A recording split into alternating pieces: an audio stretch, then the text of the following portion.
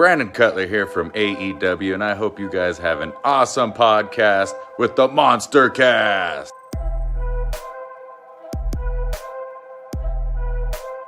What's up, you guys? Sean Ross Sapp, Fightful here. You're watching the MonsterCast with Jack and Ryan.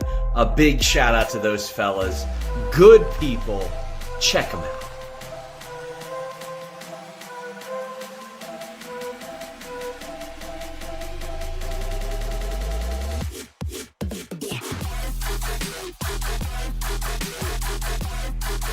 Here's your host of the MonsterCast, the Straight Edge Monster, Jack and Ryan.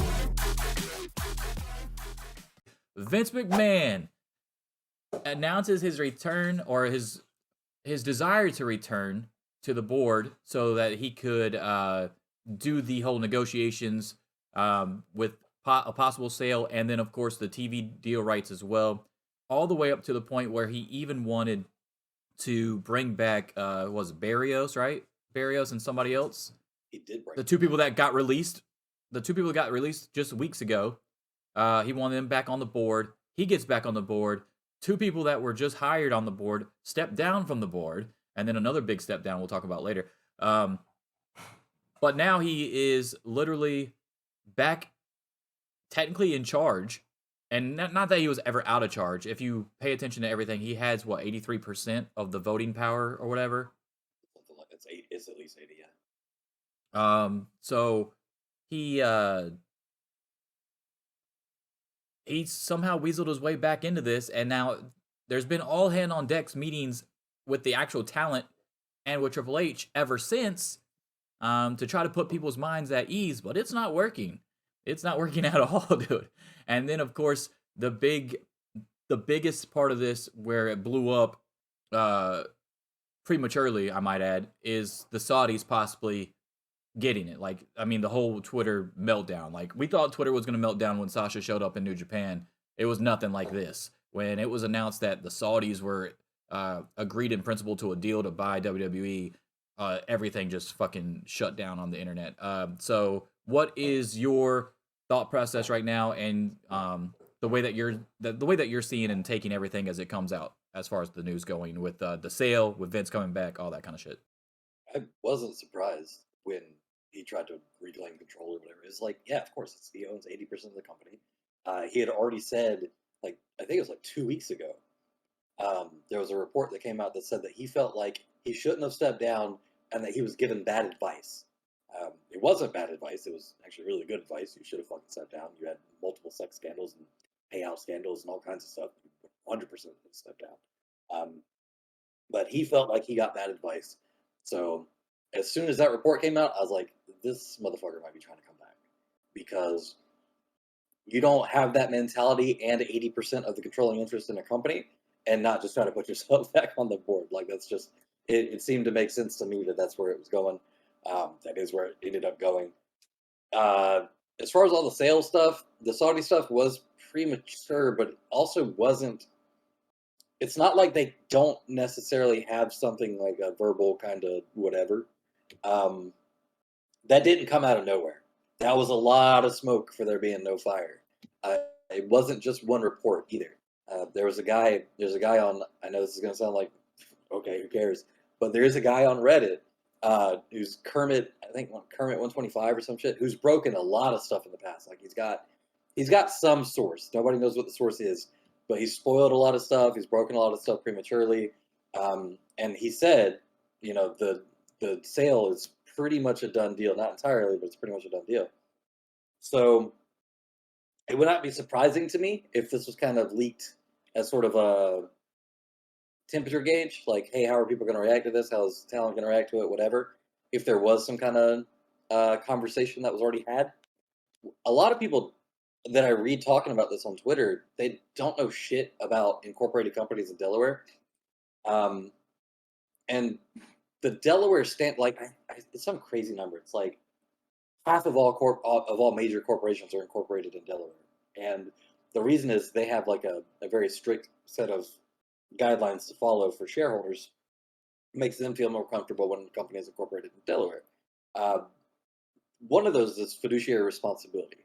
And fiduciary responsibility is basically any action that you take as a company or as the head of a company or as a controlling interest of a company, whatever, has to be uh, legally, like you're liable for this. It has to be legally the best move that you can make to maximize profits for your shareholders. Like if you do something that's just completely fucking stupid and tank the company, you are not meeting your fiduciary responsibility if they can prove that a reasonable person would have known that this would have been bad for shareholder value. Um, and you see a lot of people talking about like, oh well, he can't do this. He's not allowed to do that. It's like he's allowed to do 100% of those things, as long as he has an argument that it's maximizing shareholder value. Since stock price popped as soon as the sale was announced, and as soon as him coming back was announced, you can't really make the case that it was bad for it was against fiduciary responsibility. He's got like a class action lawsuit from some shareholder that came up immediately after he came back, saying that um, he violated his responsibilities of fiduciary responsibility or whatever. Uh, it's going to be those first of all are like dime a dozen lawsuits. Those come out all the time, anytime anybody does anything. I'm sure Elon Musk gets hit with a ton of them too, but that's a little bit more valid because he's a fucking idiot. But in this case, it's going to be real hard to prove that him coming back was like somehow not meeting that responsibility, because shareholders, the shares price just fucking jumped like some crazy amount. It's like 20% or something in a day. So I don't think it's going to go anywhere. Any arguments about that are usually for people who don't know what the fuck they're talking about. I I could see them selling to the PIF. Um, we were talking about this in text a little bit. There's a decent argument for them already having a pretty good arrangement with NBC and the whole Peacock deal and all that, and it making sense to just take that over it. I guess it's going to depend on how profitable they've seen it be on their end, whether or not they also want it, because they pretty much already have all the properties. Like, what are they buying at that point? They already have the library hosted and all that. They can already see what the return on that is. So, who knows where that goes? You think about it long term, it would make sense for it to be a company that has some streaming platform, your Disneys and your Paramounts and whoever. But Yeah, you yeah, I heard mean, like you hear names like Netflix and Disney Plus, or Disney rather, are also in there, who has Disney Plus, and of course has ESPN as well, ESPN Plus, which would work out big time, especially with the news of the UFC shit with the Dana White thing. We don't know how that's all going to unfold. I think obviously they'll still keep it, obviously, because it is a cash cow for them compared to their other stuff. Like they have hockey and shit now on ESPN Plus, and a lot of college basketball. Well, that's not making as much money as a UFC does. So. Um, but you do have that potential there as well, and Disney knows that they have uh, that platform. You're not going to put it on Disney, but you could put it on ESPN Plus easily. So you got that. Netflix is in the game, and I have no idea how, because Netflix is bleeding money, um, and they cancel everything. And I'm trying to figure out how the hell they would even have enough money to purchase fucking WWE. But the problem isn't really with the Peacock stuff either, because the Peacock deal is only for so long. A lot of people don't understand that. Like, it's not a lifetime fucking. They don't just have WWE forever. So as soon as Netflix buys it, let's say Netflix was able to get their hands on it, Netflix, one of the few streaming companies out there that don't have, like a stable other entity that they combined with. So Peacock has WWE right now, and Hulu has the Disney ESPN collaboration. HBO Max has all the DC shit. So like you have other things, and now Discovery Plus, obviously, because eventually they're going to merge those two platforms together. I'm surprised they still haven't actually officially done it yet. But anyway, so everybody else has other IPs, I guess is the word I'm looking for, that they can have into their shit. Netflix doesn't have that. Netflix has original programming that they cancel all the time, and they're fucking bleeding. Even if it's a good show, they'll cancel it. So it would be nice to see them have that. And then, of course, as soon as they have that, it'll be just like Disney did with the Marvel shows from Netflix, like the Punisher and the Daredevil. Once that deal's up, they're pulling it because they're going to put it on their own shit. So it's not like it's out of the realm of possibility that another streaming service away from Peacock could potentially get WWE, because they'll eventually have that library as soon as that deal is up. Apple TV Plus. Probably not. It would be funny after all the shit they've talked about AEW for having like Dark and Elevation and stuff on YouTube and like YouTube wrestling and whatever. if fucking Google ended up buying them out and then putting it as like a little tab on YouTube. Because they do great YouTube numbers, like internationally. It would kind of make sense to do that, but we'll Yeah, I see. mean, and then of course you have YouTube with YouTube TV.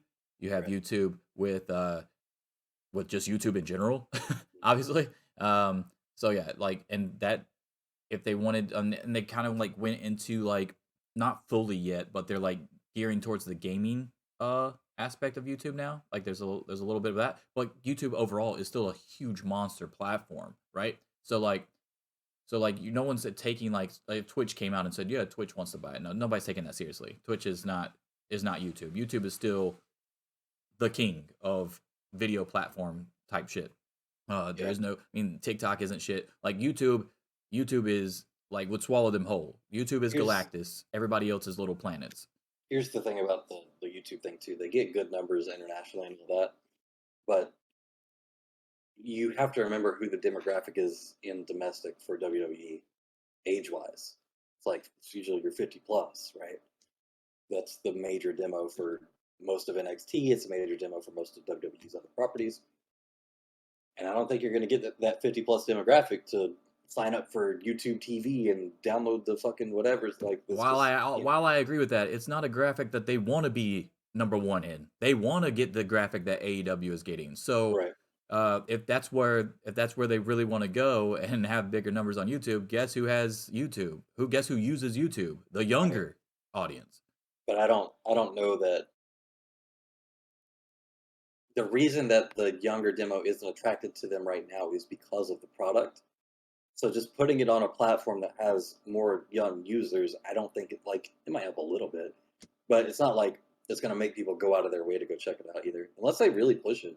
I mean, I Like feel like really, in a way WWE is geared towards that. Like, okay, so like is gearing towards that, I should say, not geared towards that. They're not geared towards it as of right now because obviously their numbers in the 50 are still outweighing the numbers in the 18 to 49 or whatever. But uh when you have people that you're hiring like a Rousey or a Logan Paul or a Bad Bunny, who do you think those are who do you think those signings are for? They're for clearly the younger audience, well, not for they the would 50 just say it's plus. for the stream audience, but yeah, that's All right, so yeah, the other thing that we got to talk about is the possibility of HBO Max and Tony Khan and Shad Khan and them getting some people together to possibly have to possibly make a run at this, the, which the, is the which funniest is outcome. which was not heard of at all. But we've said that on the show. I don't think people realize how much money the Khans have. Right? We've said this before. I feel like Shad Khan has more money than Vince, and it's not even close. And so like this is not out of really left field for us as Rod doing the Khan's show net for worth now our fourth is year. But what's the real life chances of this actually happening? It's got to be like what 5%, right? Something crazy low. There's no Shad way he sells to the Khans. Shad Khan's net worth. The last I looked was like 11.5 billion. Now those numbers are not always perfect, but it's 11.5 Only billion going up is too right now with the Jaguars winning yesterday. a baby. That That was a good franchise game. is. It was a crazy game. Um, so is it possible? Yes. Is it plausible if they bring in an outside partner or like other financier, like as a co-buyer, like your HBO Maxes or whoever? It gets a lot more likely in that scenario for sure. The question is though, Vince, and this is where it goes back to fiduciary responsibility too. If Vince has an offer on the table for 7 million to buy out all of WWE, and he's got an offer on the table for 6 million from, you know, Disney or whoever. Technically, to maximize shareholder value, he has to take the higher offer. So even though he's a petty fuck, he's not allowed to just be like, nah, fuck that other $1 billion and fuck my shareholders. I'm going to go with the lower amount and get them lower paid out when it goes private, when all their shares get bought up. So the funniest outcome is that they have the highest bid and he's like forced to take it. Do I think that anybody on that side views it as a $6 billion property or whatever some of the fucking numbers floating around were? No, I don't. Not even long term. Like the numbers that we were seeing for WWE Network were like at $9.99, like even for 1 million subscribers, 10 million subscribers, it would take so many years to bring that like back to that amount. I'm not sure. I'm sure a lot of that valuation that they're coming out with is coming from like the merchandising deals that they have all over the place with everything and everyone. But even that stuff, I'm not seeing it as like that's not a $6 billion property. I don't know why that number keeps getting floated. The current market valuation of the company before the price spike was like uh, is just a tad under 2 billion, if I recall correctly. But the thing is, that's stock market value is speculative. It's based on what you think it's going to be worth or doing or whatever in the future. And it's I just don't see a $6 billion offer, especially now that it's come out in that other report that Fox was like hemorrhaging money for the SmackDown deal. They lost like $100 million in a year for their TV deal, which is absolutely crazy. They're either going to lowball them next time the TV deal stuff comes up, or they're just not going to renew because losing $100 million a year on a single property that you paid that much money for, no way, no fucking way are they paying the same amount again. So, I guess once the my new cr- TV my deal my numbers my come out, thing with the this whole sales thing will is even though you were talking about how if he got an offer, let's say from the Saudis that was, 3 billion more than uh Disney or whatever, and he has to take the Saudi deal. I'm sitting there like, is there not a way that he can uh explain this to their people that it would actually be better in the long run for the shareholders to not give it to the fucking Saudis because of the long term plan instead of a short term, hey, cash grab real quick? No, because they don't. The thing is, when shares get bought out, you don't own those shares anymore. You get a payout of the private because when a company goes private like that, they're buying all the existing public shares, and then that just becomes their stake in it. So the only way that So he could be able to, the only way that he could possibly uh, convince people that that was the right move to do is if they stayed public when Saudi bought them. Saudi wouldn't stay. I It's know a, they wouldn't. I'm just saying like they literally if he was can't. staying public this way and this way, and he said, "Hey, I'm going to go this way, even though it's smaller right now, because we're still going to stay public, and then that way you can still make money off the shareholder type deal instead of a one lump sum payout or whatever once it goes back private." I mean, they can't do that for Saudi. They might be able to make that argument for other buyers, but not for Saudi because it's the Saudi Arabian Public Investment Fund, which means it Don't we wouldn't be feel like traded this on really the comes down to what Vince is even going on in his mind? What is he trying to do here? Is he trying to just get back in charge and go private so that he can never be out of charge again until he dies? Or is he actually trying to benefit the company in the long run? Because with what we've seen so far, it doesn't feel like he's actually trying to benefit the company. It feels like he's trying to kill his own fucking company, which is crazy to me. Somebody that was like so slow and methodical, right? When he took over his dad's company, he started pulling talent from other people because he wanted this global or national, at the time, national uh, promotion or whatever, right. and start killing all the other ones because he wanted all the best talent from all the other places, right? And he like built this whole thing, and he slowly built it up, built it up, built it up, and now it's like he doesn't care anymore. Is the vibe I'm getting? It's crazy to me what he's doing. I think he still cares. It's just I think that he's a little bit short-sighted when it comes to his how do I word this politely? His I think his ego is not allowing him to see that the company is fine without him. I think he thought that as soon as he left, it would crash and burn. They would fucking beg for him to come back, and that's just not what happened. So now you're in a situation where he's like hearing out of 1 year, like, "Oh, you should have never left, bro. You got bad advice. You didn't have to leave over that. It would have all blown over." And then he's seeing also at the same time, the company's doing fine. People are excited about the Triple H booking. They're excited about like the direction of the company or whatever. And I think a lot of that just got to him where he'd been telling people for years, hey, this company can't live without me. That used to be his argument to actual shareholders, like during board meetings and stuff. One of the I remember distinctly when they were talking about having him leave when the first scandals first broke, they were like, look, like we know this looks bad, but he has to be here or this company can't run. And now he's realizing that's not fucking true. And it's probably hurting his pride a little I bit. feel like that was true back when they weren't public, maybe, but not when they're public and now have a board of directors and shit. Maybe when he was like really the head man or whatever. Yeah, that Right. might have been true, but not now. Not when you put Stephanie and Triple H in positions of power, and they actually learned the job and branched out and got other responsibilities, and we're doing good at that and all this other shit. And then Triple H takes over NXT, and that catches fire and stuff. And it's kind of like, well, they're already learning the tricks of the trade and doing all the things necessary that they have to do, going to all these meetings and board meetings and talent meetings and all this stuff. And they're already learning all this stuff with being around Vince all the time. So then when Vince leaves, this was the whole thought process through all the fans that when Vince leaves, we'll be fine because he'll sell it to Stephanie or give it to Stephanie and everything will be good. And now we're seeing that that's clearly not the intention at all. And that's why I think that's one of the reasons why it feels like he's trying to kill his own company, honestly. Yeah. And what is he going to do with the money from the sale? The dude's already rich. Like, what is it that you need exactly? Like, I don't understand. Like, I would be way more enthralled with the prospects of my company succeeding even after I'm gone than, hey, if I go down, everybody goes down. Like, that makes no sense to me at all. That's so stupid. All that work you just did was for nothing. Buy another yacht. Look, once you get to that level of money, I feel like your brain is fucking mush. Okay, people sometimes have a really hard time comprehending how much like $1 billion is.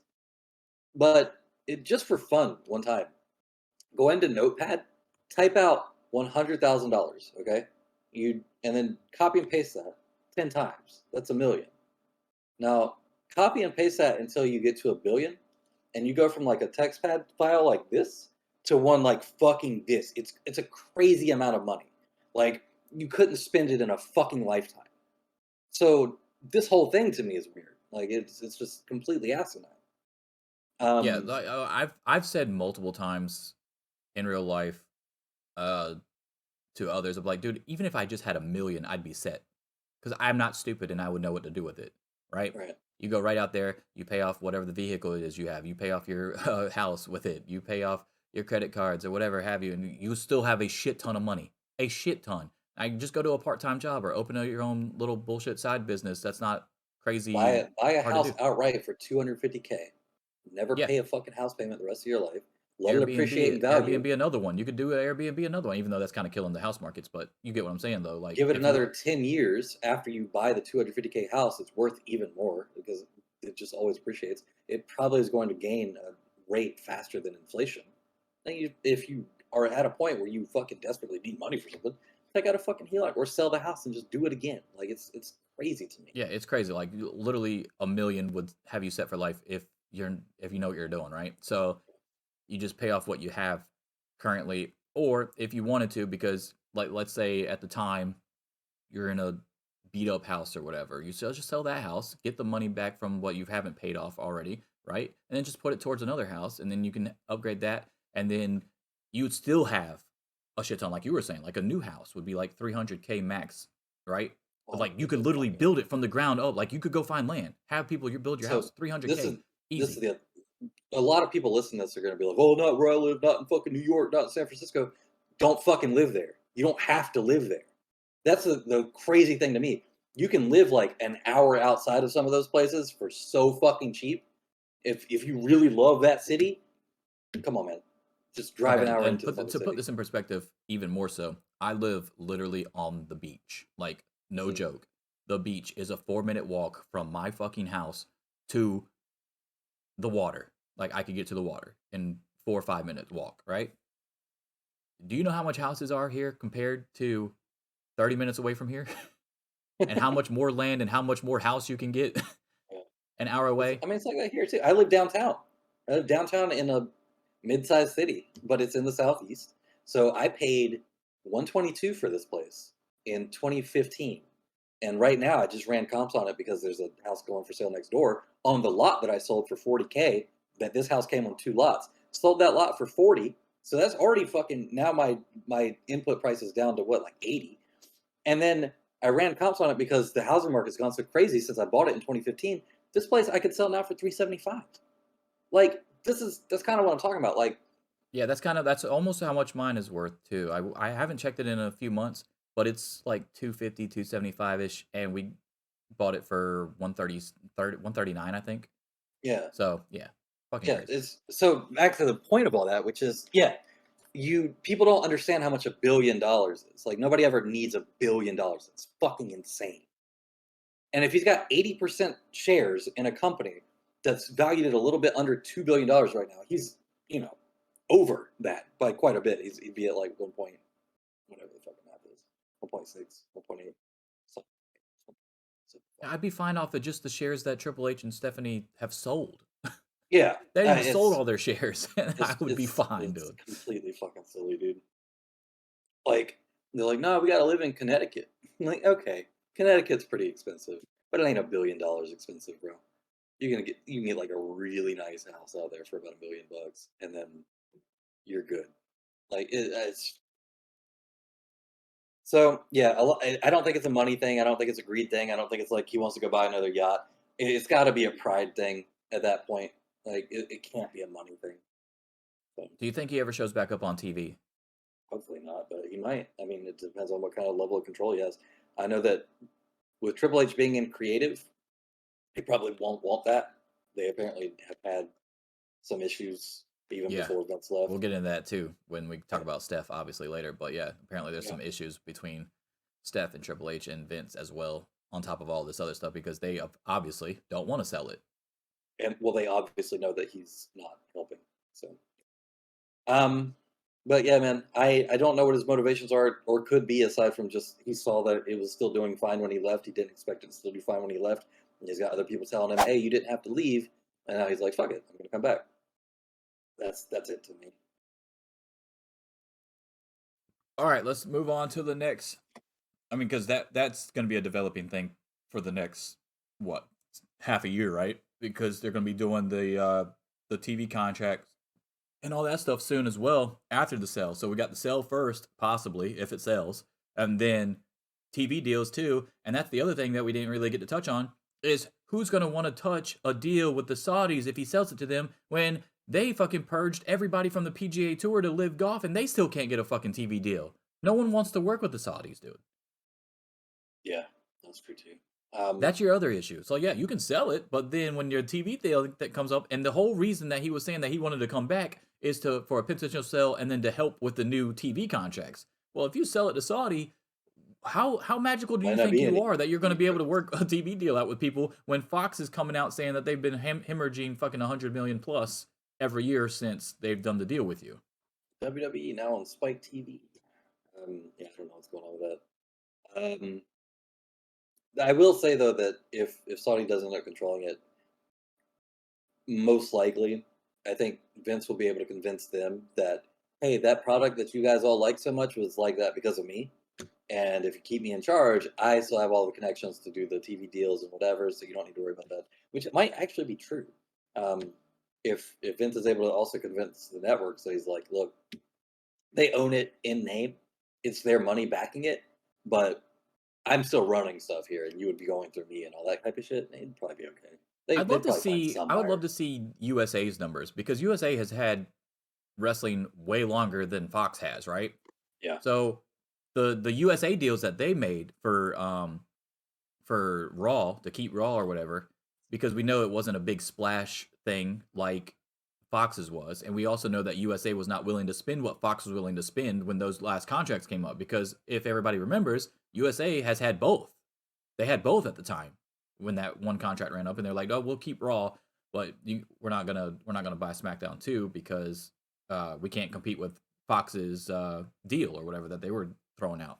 So I would love to know what the shit's going on, like how much money USA is losing, if any at all, and then maybe it's not that bad, and maybe they just get Raw back. I mean, get SmackDown back and have both again, but for way less than what basically the fucking money you stole from Fox for that deal because you tricked them into purchasing the rights to have that show for what was it 5 years or whatever it is.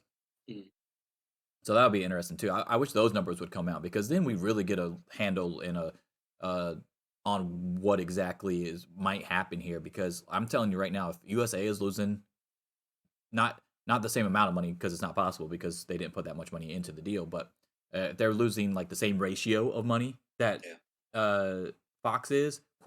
That's not good, dude. That's not going to be good at all. So Fox paid $196.7 million to WWE for broadcasting fees in 2020 and 2021, and closed the year with $134 million in losses. So, not great. And then in 2021, 2022, they paid $202 million and lost 145. So, not great. When your profit is barely 50 million, 55 million, and well, profit, your gains are only 50 million, 55 million, and you're spending 200. The crazy question No is about profit. this all is like the ratings compared to other stuff has still been good though. So how are they bleeding so much money when the ratings? Did they just think the ratings were going to jump up to like 5 million or something? Like I don't understand. Just because it was on one of the major 4 networks. Either, I mean, advertisers just not being willing to pay as much to advertise in the program, I guess, because that's where most of their money for posting that's going to come from.